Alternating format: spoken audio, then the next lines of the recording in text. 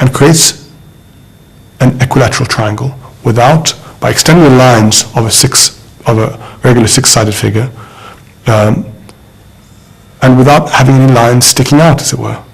Now, nobody could do that. The schools in Amman and London had begun the process of training new designers, but the creation of master craftsmen is a lengthy business. Meanwhile, the Hashemite royal family continued their search. As they were doing so, a young engineer turned architect was pursuing a quest of his own. Euro Disney. Minwar al-Mahid now lives with his wife and children in Amman. But Minwar's roots are in the deserts of Saudi Arabia, where he had been born into an old established Bedouin family. Despite his successful career, he found himself, as time went by, increasingly drawn to the traditions of his forebears.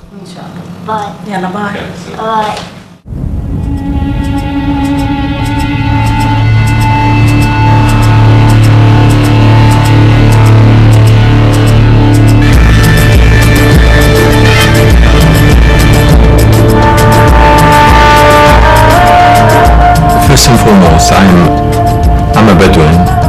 I've studied everywhere in the West, and I was exposed to all the modern life and things.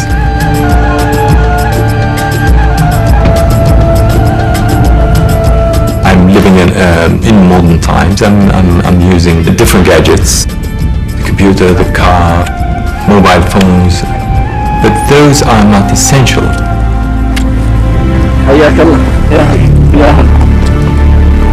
Life is about the essentials.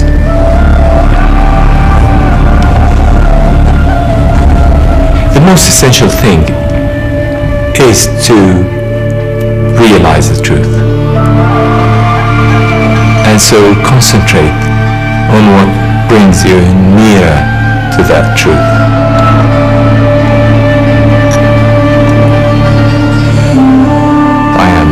Religious man, in the sense it's a part of finding the truth, finding the origin of things, and in that sense I am a religious man.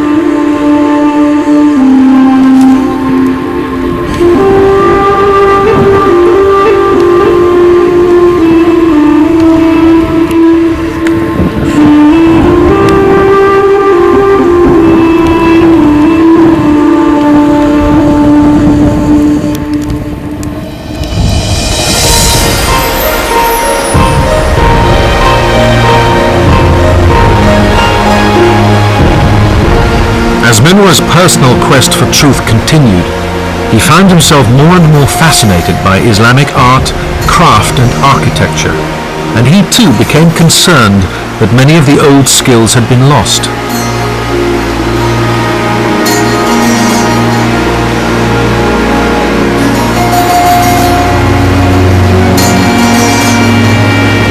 He began a process that continues to this day, traveling in the Middle East, observing and recording traditional craftsmen at work, ensuring that their skills would not vanish in a world increasingly dedicated to modern technology. But studying craftsmanship alone was not enough. Minwar became interested in the ideas that lay beneath what he was seeing. At that period of time, I was reading metaphysics, philosophy and everything. So I really was looking deeper and deeper into things, and I wanted something that translates all those higher ideas, and those ideas that are universal.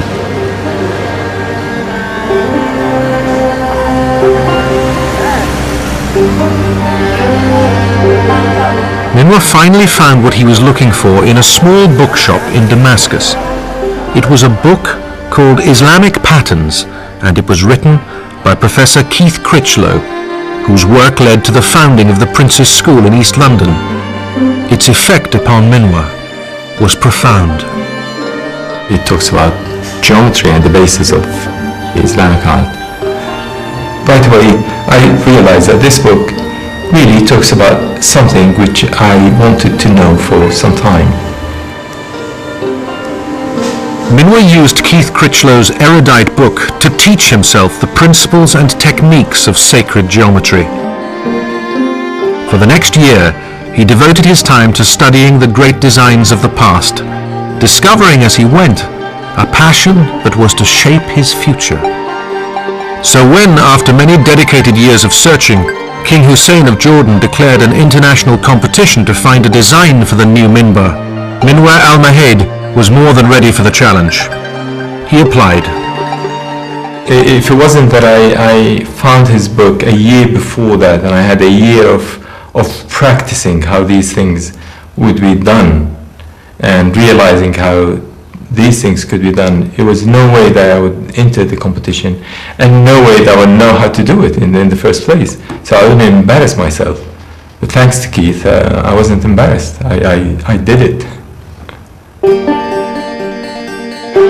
They gave everyone a photograph of a panel that they wanted redrawn according to Islamic patterns, and they themselves did not know that this is based on a science, and that science is geometry.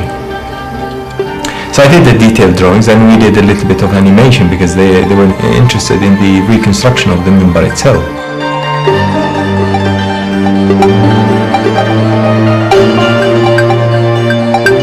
Minwar's geometry skills were more than enough for him to produce those first designs.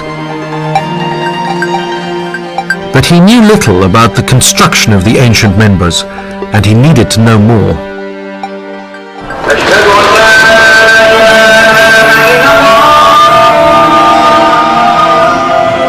He headed first for Aleppo, where the original minbar had been made, so many centuries before. Would there still be clues for him there? Just across the road from the Grand Mosque, he made a crucial discovery. The Halawaya school, where the original minbar was made, still stands, and within it there is a mihrab, a prayer niche, whose quality drew Minwar immediately. نعم اللي صنعه هو أبي الحسن محمد الحراني، مذكور اسمه في الأعلى. هو نفس هذا الاسم لقيناه وين أبي الحسن الحراني؟ أبي الحسن محمد الحراني. The mihrab was indeed built by the very same person who designed the Minbar of Saladin. محطوط نفس الاسم. معناها هو نفس المحراب اللي صنع مع المنبر. مع المنبر نعم، صنع واحد كان. صنع واحد. أبي الحسن محمد. والله هذه ممتازة. Finding the mihrab was a turning point for Minwar. كثير واضحة يعني مثل هذه. At last he was able to study firsthand the work of the master, to get inside the mind of the man whose designs he must somehow emulate.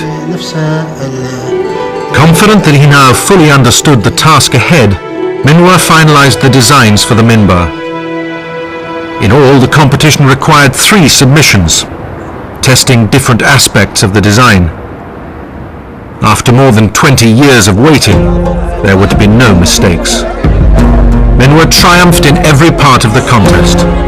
The new minbar would be built to his design. We couldn't find anyone in the world to do it except him. And he worked it out from first principles. And he was completely new, but he knew that he'd studied sacred geometry, and he knew how it had to be done. It was only one way it could possibly be done. And when the competition was announced, he took it upon his own initiative, having studied sacred art, to enter the contest, and he won. And then there was another contest, because nobody could believe that this engineer knew the secret, and much more experienced engineers didn't know. So they really did another contest, and he also won that as well. And so eventually they gave it to him.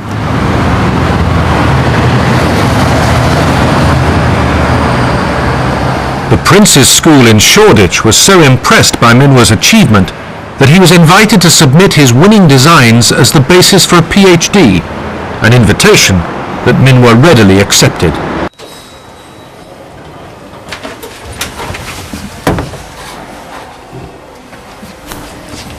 I got fascinated by the book and fascinated by the man who wrote it. So I wanted to meet Keith since that time, because I thought this man knows a lot more than what's in that book.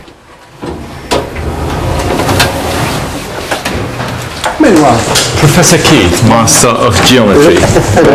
Glad to see you. It's good to see you. How are you? Come